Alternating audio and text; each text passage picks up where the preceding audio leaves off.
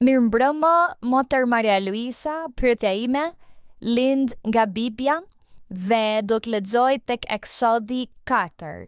Te Eksodi kapitulli 4, Kapitulli 4 do të filloj me vargu 9. Dhe thuhet, por në rast se ata nuk do të besojnë as këtyre dy shenjave dhe nuk do t'i bimte zërit tënd, pjap herë merr ujë nga lumi dhe derdhe mbi tokë të thap, dhe uji që do të kesh marrë nga lumi do të bëhet gjak mbi tokën e fat. Për shkak të kohës do të kajoj në vargu 11 dhe thuhet, Zoti i tha, kush e ka bërë goren e njeriut, ose kush e bën njeriu të pagoj, të shurdhër me sy ose të verbër. A nuk jam unë vallë, Zoti, dhe tani shko dhe u do të jem në gojën tënde dhe do të të mësoj atë që duhet të thuash. Në Bibël ka shembuj të tjerë të ndoshta situatave dhe të cilat duket sikur njerëzit të prevën në dyshim Perëndin. Për shembull, profeti Jona, kur Zoti i dha urdhrin që të shkonte të predikonte që njerëzit të pendoheshin, Jona u zemërua dhe në një farë mënyre e vuri me dyshim Zotin. Mirë, unë nuk do thoja se ai e vuri në dyshim, unë nuk do thoja këtë. Aty nuk pati vënje në dyshim nga ana e personit apo e profetit. Këtu te Mojsiu, ne, kur fillojmë të lexojmë Biblën, shohim se pas përmbytjes, thuhet se të vetmit të mbijetuar ishin Noeu dhe familja e tij. Ata nuk ishin mësuar në atë kohë të kishin përvoja eksperienca me një Perëndi të gjallë, kështu që Perëndia në atë kohë i fliste apo jepte vegime apo ndonjë zbules patriarkut dhe i mësonte urdhërimet dhe patriarku goj pas goje u mësonte familjarëve të tij, fëmijëve të fëmijëve dhe kështu me radhë. Pra, nuk kishin atë eksperiencë se si jetohet, se si flet Perëndia, nuk kishin eksperiencë. Kur Mojsiu tregon historia këtu se kur Perëndia e zgjodhi Mojsiun, i foli Mojsiut dhe i tha ti duhet të shkosh atje në Egjipt dhe të flasësh me mbretin dhe t'i thuash që të lejoj popullin tim të iki. Atëherë Mojsiu u shqetësua sepse Mojsiu nuk ishte mësuar, kur nuk ishte folur me Perëndin, nuk kishte pasur eksperienca se si ndodh, si ne sot, që kur Perëndia i thot një personi do të çroj, personi beson. E dini pse? Sepse janë me qindra ose me mira persona që janë shëruar. Ose kur Zoti thot, unë do të dërgoj në një vend të largët, do të udhëtosh dhe atje do të punosh, do të më shërbesh në atë vend, personi beson sepse tani më ka dëgjuar që ka shumë njerëz që kanë udhëtuar dhe Perëndia i ka dërguar në vende të tjera dhe atje po i përdor. Pra ne e dim që kjo është e vërtet, sepse kemi parë në eksperiencat e njerëzve, prandaj ne sot nuk dyshojmë. Por Mojsiu nuk kishte eksperienca. Kur Perëndia i foli dhe i tha të shkonte t'i fliste mbretit, që ishte kaq e vështirë t'i flisje një mbreti, nuk është si sot që është kaq e lehtë. Sot ndoshta është më e lehtë që ne të shkojmë të flasim me presidentin, është më e lehtë se sa në atë kohë që një person të paraqitej përpara mbretit. Prandaj Mojsiu pati frikë dhe tha Zot, po si do të më dërgosh te mbreti? Kur së pari unë nuk di të flas, unë nuk di të shprehem, unë jam shumë i ndrojtur, flas shumë pak. Si do t'i flas mbretit, çfarë do t'i them? Sigurisht Mojsiu po sillej si një qenie njerëzore dhe për këtë arsye këtu Zoti jep një zgjidhje dhe i thot: "Mos u shqetëso sepse unë do të dërgoj Aronin, vllain tënd, sepse ai po di të shprehet, di të flas dhe unë do ta dërgoj. Ti vetëm do t'i thuash Aronit çfarë duhet të thot atje dhe unë do të mbështes dhe Aroni do të flas." Duke qenë se Mojsiu ende nuk ishte parë mrekulli, ai kishte atë frikë. E dinte që me siguri nëse paraqitej para mbretit do t'i merrnin jetën. Dhe atëherë Zoti i dha një shenjë Mojsiut kur Zoti i dha urdhrin që Mojsiu të nxirrte popullin nga Egjipti, me që Mojsiu kishte frikë. Nuk mund të besonte atë që Perëndia po i thoshte, atëherë Zoti i dha një shenjë, i tha, fut dorën në gjirin tënd. Dhe thuhet se kur e futi u bë një gjarpër, u shfaq një gjarpër dhe gjarpri ndiqte Mojsiun dhe ai gjithë ankth i shqetësuar, prandaj Zoti i tha fute përsëri dorën në gjë dhe ai e bëri dhe gjarpri u bë një bastun. u kthye në bastunin që Mojsiu kishte, pra bastuni ishte shndruar në një gjarpër dhe pastaj u kthye përsëri në një bastun të zakonshëm. Atëherë Perëndia i thot Mojsiut, nuk është shkruar kjo, por ne logjikisht e imagjinojmë që Zoti i ka thënë, a e kupton? E shikon që bastuni u kthye në gjarpër dhe ti ikje me vrap nga gjarpri.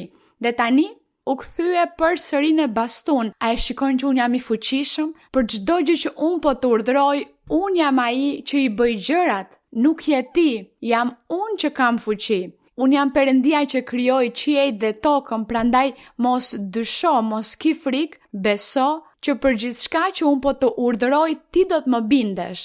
E imagjinojmë se kështu mund të kenë ndodhur gjërat, me këto shenja dhe me këto prova. Atëherë Zoti dha atij shumë shenja, dhe prandaj Mojsiu i thoshte, Zot, dërgoj një person më të përgatitur, sepse si do të më dërgosh mua te mbreti? Kështu që prandaj Zoti i thot këtu, i thot, ti do t'i flasësh mbretit dhe do të vendosësh Aronin.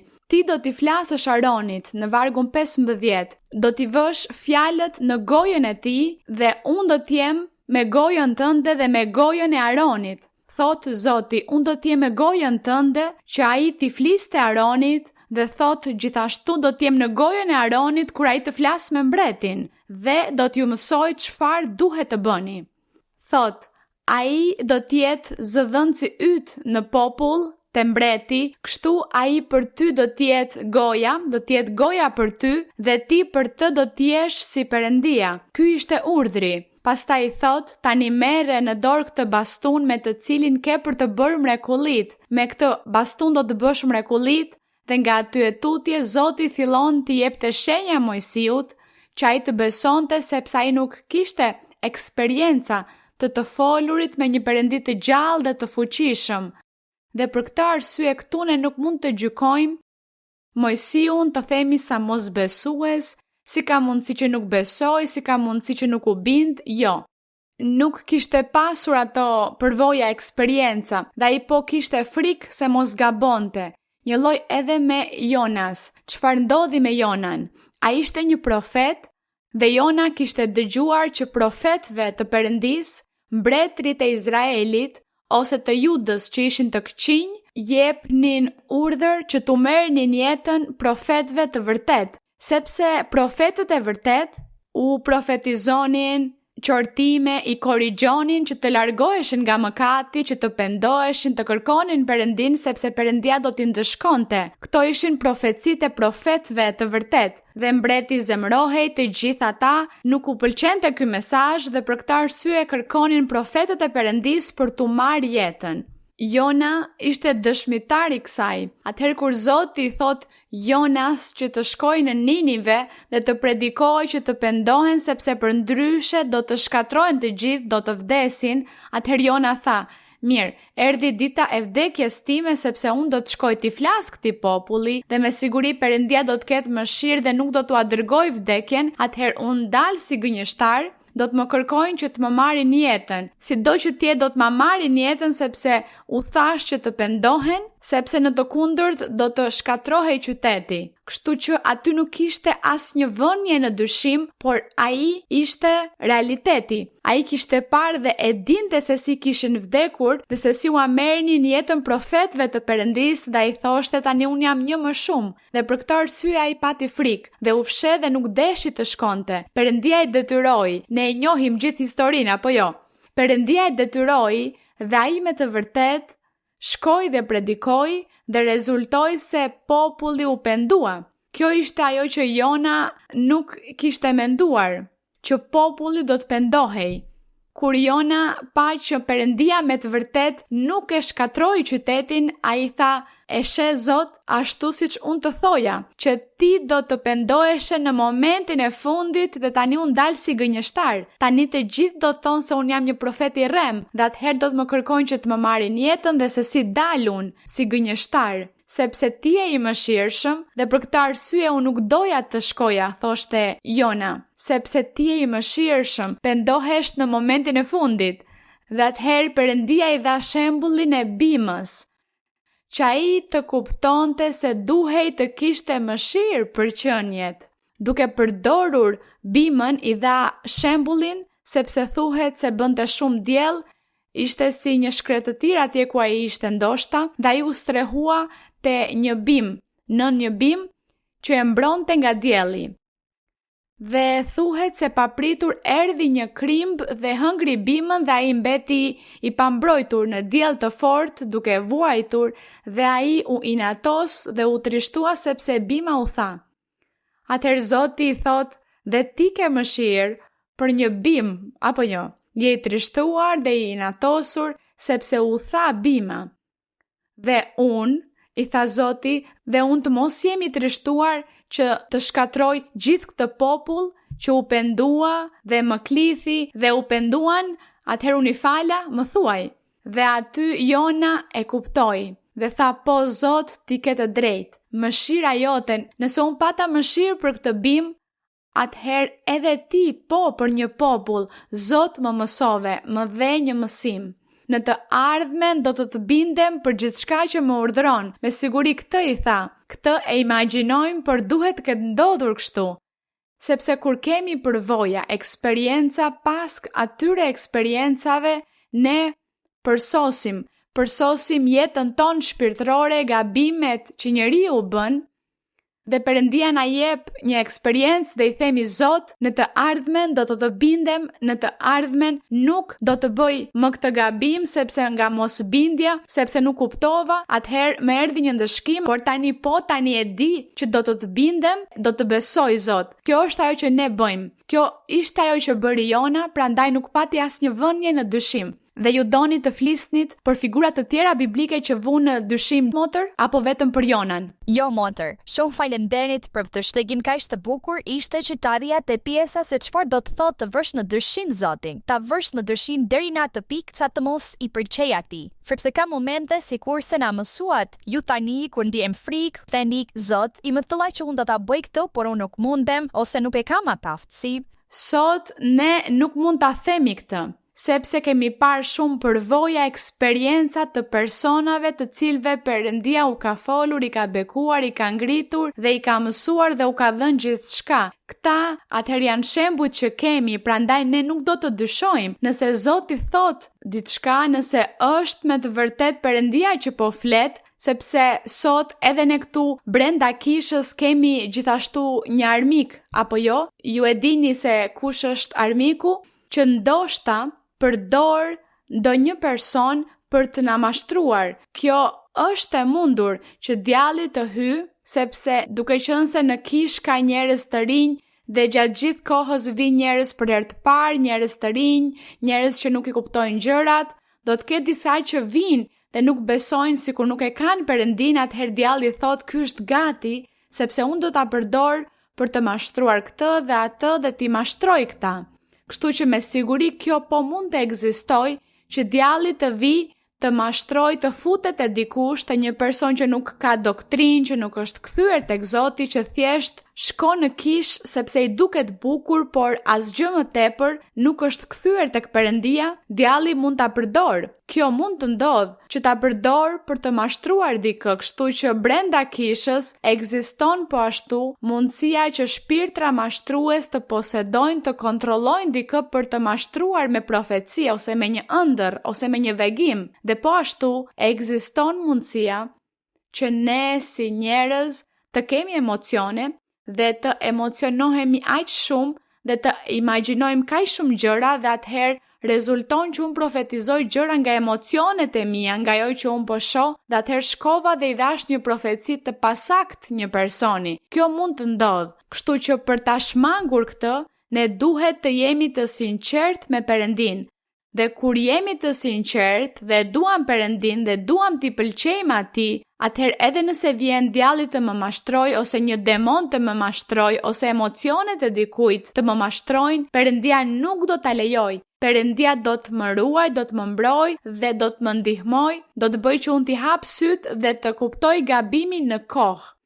Atëherë ndoshta që bëhet një gabim në profeci që nuk është nga fryma e shenjtë dhe më profetizohen gjëra duke më thënë ti do të udhtosh, do të bësh këtë gjë atje dhe atje do të blesh një shtëpi dhe do ta blesh buzdetit e të tjerë. Atëherë, Perëndia duke parë që unë jam e sinqert dhe Zoti shikon që mua po më mashtrojnë, Zoti bën që personi të ndjej t'i hap syt dhe të kuptoj, të jetë realist që kjo nuk është e saktë. Ndoshta ajo që më tha nuk është e saktë. Atëherë unë nuk do të nisja të dyshoja dhe as të thoja diçka, por do të thoja Zot. Nëse këto janë fjalë të tuat, atëherë kjo do të përmbushet. Por nëse nuk je ti, por ndoshta janë emocionet e dikujt, ose ndonjë frym mashtruese që do të më mashtroj, atëherë kjo kurrë nuk do të përmbushet. Por Zot, detyra ime është të ndjek, të lexoj Biblën, të ndryshoj, të transformohem, unë dua të ndryshoj, dua të heq gabimet e mia, dobësitë e mia, dua të pëlqej në çdo gjë, dua të bëj vullnetin tënd, prandaj pres që ti të më ndihmosh të triumfoj në jetën time shpirtërore dhe që të mos mashtrohem nga asgjë dhe nga askush. Kjo është lufta që të gjithë ne duhet të kemi ose që kemi në jetën tonë të përditshme. Atëherë, motra thot që papritur ka ardhur një profeci. Nëse motra është e sigurt që ajo profeci ishte nga Perëndia, ajo duhet të përmbushet një ditë. Dhe unë nuk duhet të them, jo, unë nuk e meritoj këtë, unë nuk jam e aftë për ta bërë këtë, unë nuk mund ta bëj.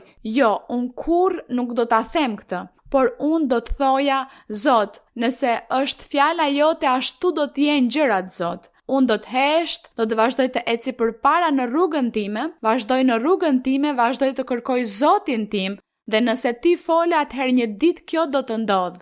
Nëse ti nuk fole, atëherë unë vazhdoj këtu rrugën time dhe pres më të mirën nga ti.